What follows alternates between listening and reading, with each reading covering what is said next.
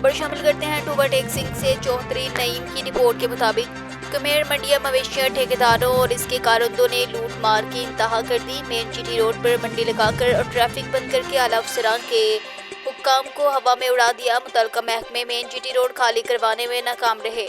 DSP traffic Sahiwal ने साहिवाल से अमला भेजकर मेन जीटी रोड पर खड़ी ट्रैफिक हटवाकर मेन जीटी रोड खाली करवा दिया।